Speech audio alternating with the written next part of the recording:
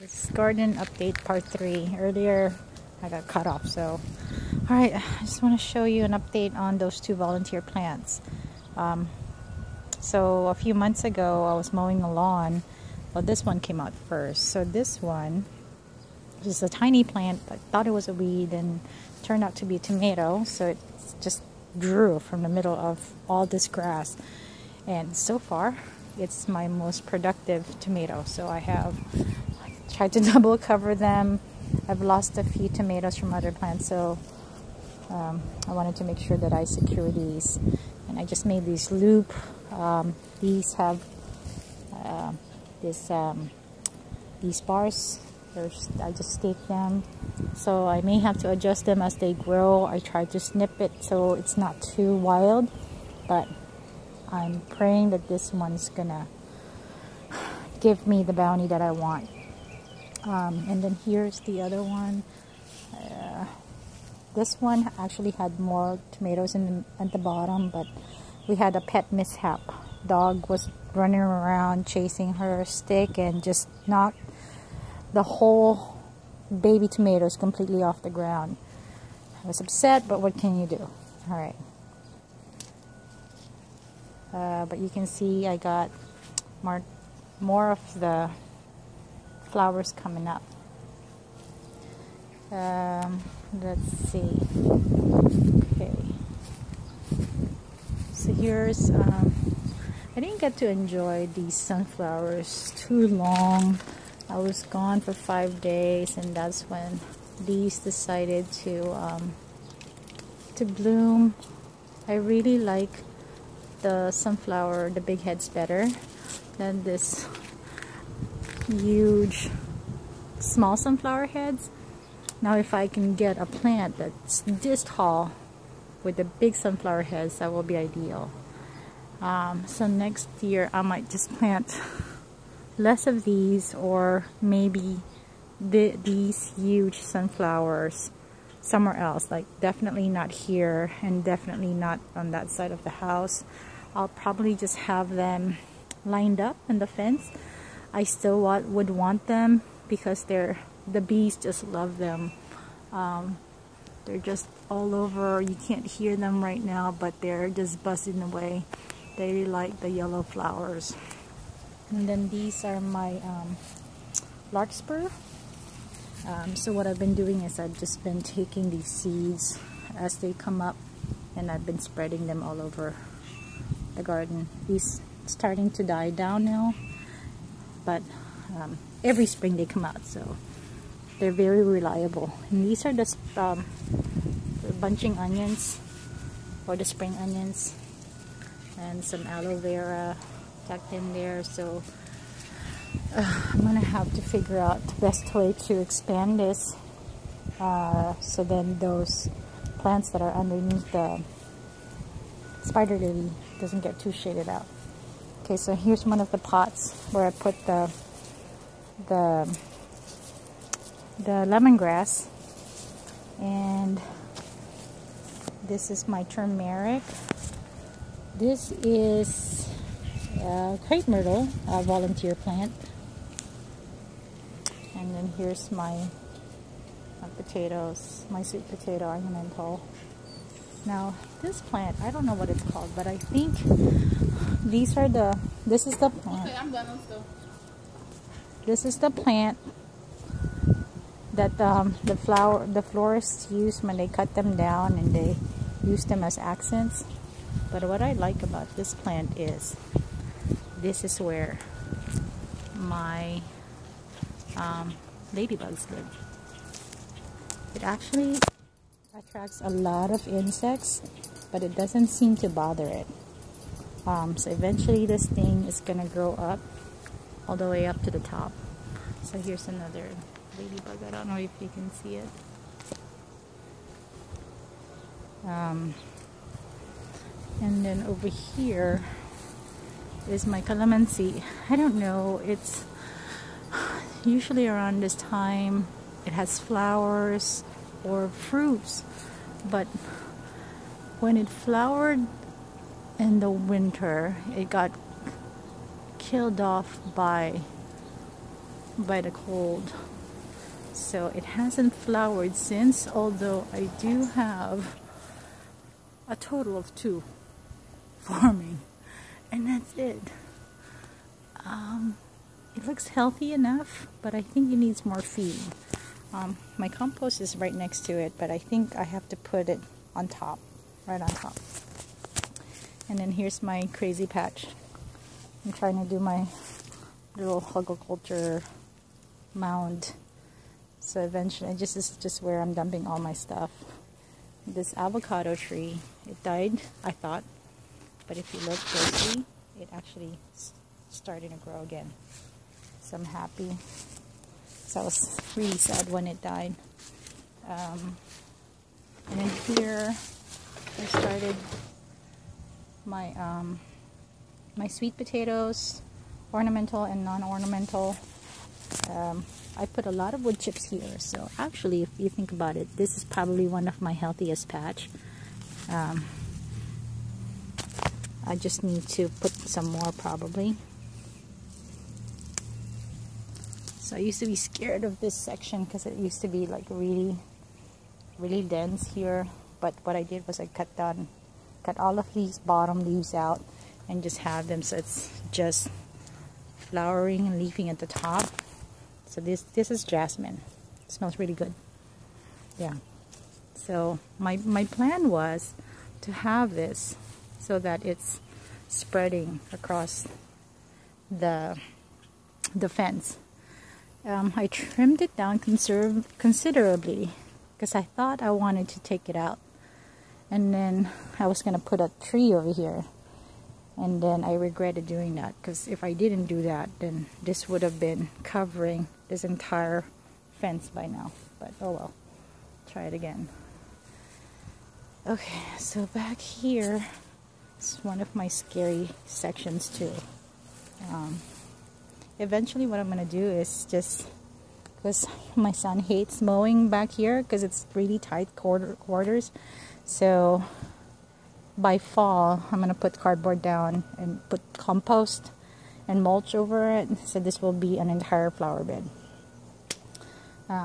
But that's a lot of work for summer heat, so it's not gonna happen anytime soon. These are my nectarines, well, my plum and my pear. No flowers. I don't expect anything there anytime soon, but that's okay. Got more weeds I gotta take out.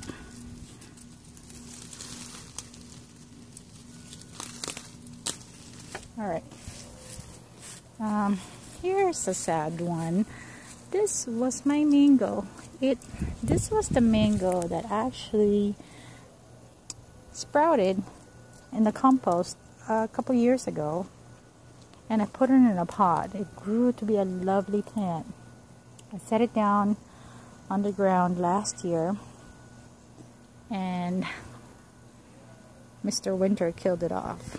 I was hoping that it would do the same thing as the avocado, but nothing's growing at the bottom. So I think it is officially dead. I will most likely by next spring, if nothing else happens, cut this down, dig another hole, and put my fig on this side. So I have 2. I'm gonna have to put 1 fig here, and I want to get some moringa also, so the moringa will be somewhere tucked here. So my whole vision is that this entire side will be all trees. So I don't want to have it where it's scary though, so I need to make sure I keep it clean. So we'll see how that goes. So here's a nice, I just realized how nice this section is. I'm right by the fence, so I'm like backed in all the way to the fence, and I have a good angle right in between these 2 plants. It looks nice and clean. More of the sunflowers. Here I haven't really documented this tree. This is a eucalyptus. I got this from my dad. He doesn't know where he got it. I think it just sprouted from his garden. He cut it down. It was too tall for his backyard. So what I did was I got a few sticks. Well, 1 stick. That's 1 stick. or one branch, and I stuck it in the ground. And this was way before I knew how to garden and stuff, and it grew. So now it's like taller than the house.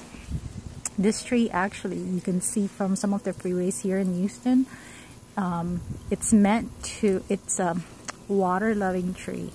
So when I read it up on the internet, that they do a lot of these trees in certain areas that get flooded pretty quickly because it soaks up a lot of water. It's a water-thirsty plant.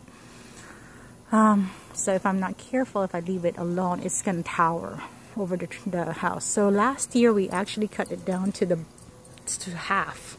Like it was completely bald, and it just looks like one tall stump, and it just grows.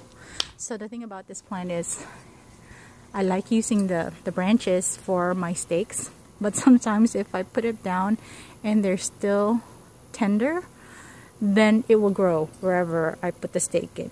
So, but I love it. It's a source of branches for me, and I love branches. I use them everywhere here in the garden. Here's a nice just 180 view of the garden. I just mowed the garden yesterday, so it's nice and clean. There's some section right there around the tomato.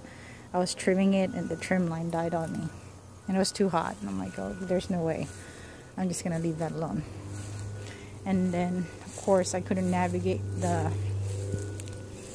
lawnmower on this side, so now it's growing like crazy, so I have to do the weed eater. So this is entire section. It's a work in progress, but Nina likes it, so maybe we'll leave it alone into tall grass. But it's growing into that patch, and I'm trying not to have grass over there. And she's peeing. Thank you for fertilizing my yard. Okay. And here's my my marigold. It was really nice and showy and healthy. It's at the end of its life cycle, so I just leave it alone. There's a bunch of seeds coming out, so what I learned last year was if I just leave it alone, it will just sprout up. And really, when I started, the marigolds, they were just around a tree, and as I got fatter and fatter and they expanded, I didn't mean to do this whole section. It just did it on its own. So I'm just letting nature do its thing. Now these white rocks, on next door, my neighbor posted that she has free bricks, and when my son picked it up, he said those are not bricks, those are rocks, and they're heavy as hell.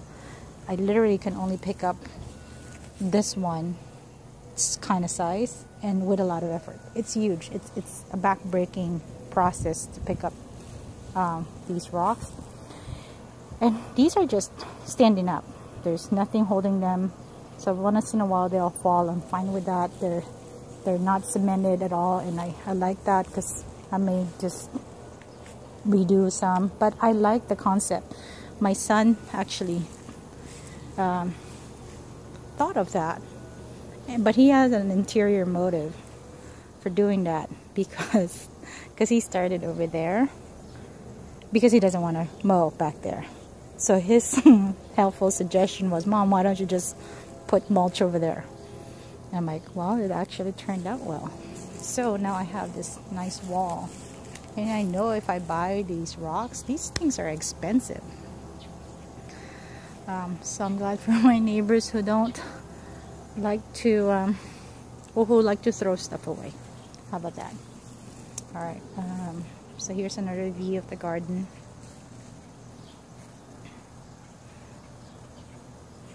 And this is what I look forward to every time I come home. In a few days I'll be gone for a week, so I get worried that I come home and some of my plants are dead. But what can you do? If they die, they die. I'll just plant it again. And here's Kobe just relaxing. Kobe, are you relaxing? Are you a good doggy? And those are I like collecting branches, and those are my collection. And there's your eucalyptus they're really pretty. I mean, it kind of has a bitter smell to it. So I actually get two things from this tree. The branches when I cut them down, and the leaves when they shed becomes my compost. So I'm gonna just, I'll keep it. If I had a bigger yard, I would probably plant a bunch of these as like an edging, because it's really nice. It looks like bamboo, but you have to really cut it, trim it, especially on my neighbor's side. It's starting to get on to his roof, so I'll make sure that we trim it hopefully next week when when it's not too hot. All right, that's it.